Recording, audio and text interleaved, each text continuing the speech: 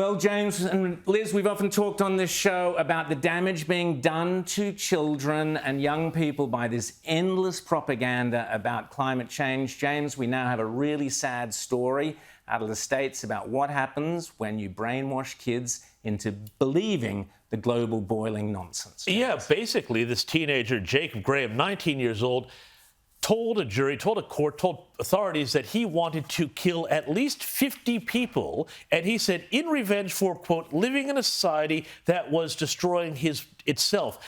His grievances were motivated by hatred of the government and by ecological concerns. Now, this is something that we have seen in the culture since at least the Unabomber. You remember that guy from back in the 80s?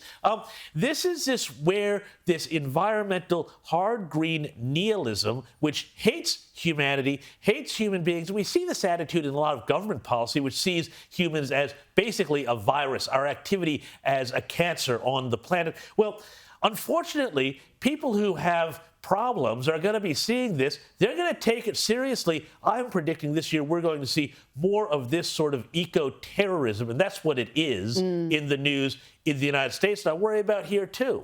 And Liz, the flip side of this story out of Canada, so earlier last year, there were these big Canadian wildfires, they call them, bushfires. And of course, there was Justin Trudeau and all the lovies out there blaming this on climate change.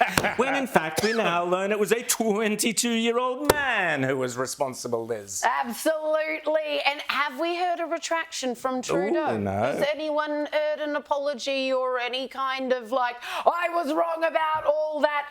Absolutely not. They talked it up at that time. And this was massive. It forced 6,000 people out of their homes. The damage was extensive. And once again, we find out that what happened in the name of climate change was a complete farce. And well, you know, with Justin Trudeau, we're always talking about a blackface or white issue. So, you know.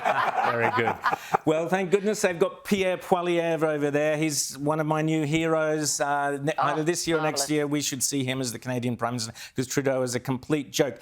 But one thing, James, I want, you know, we've all had our summer holidays. Now, I was preparing, got the gutters cleaned and did all that, preparing for a horror summer of bushfires here on the East Coast, because we were told repeatedly it was going to be the hottest and driest summer. Every time I looked at the Bureau of Meteorology prediction for the next day, it was, it's going to be 30 or 39 or 32. It never was. It was always out by about 4 or 5 degrees, James. Well, yeah, I mean, look, you know, you cleaned the gutters, I scrubbed the pool and got the ice maker fired up because I thought it was going to be a big summer full of, you know, weekend barbecues and parties, but not so much. Don't you know by now that whatever the bomb says, you do the exact opposite? There's a serious side to this, though. There's a serious side to this, Liz, because over the break, I went out on a big drive across country Australia. I went all the way through country New South Wales, country Victoria, South Australia.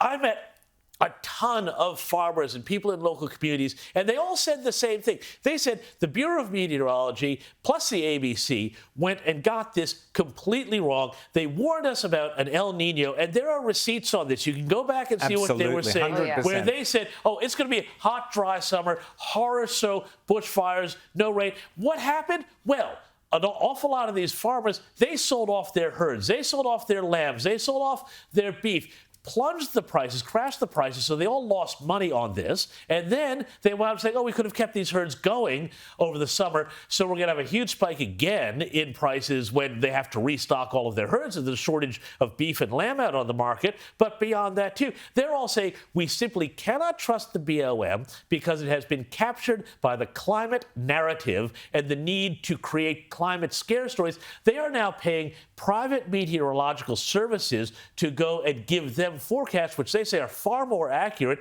and far less politicized. So you want to talk about the cost of living? You know, exactly. You want to talk about what is causing your groceries to go up, the beef and lamb that you want to buy to feed your family, also how the crops are harvested, when you plant, when you harvest. All of that is being affected by the bomb, which people are supposed to be able to rely on, which is running a political agenda and scaring people and getting it wrong again.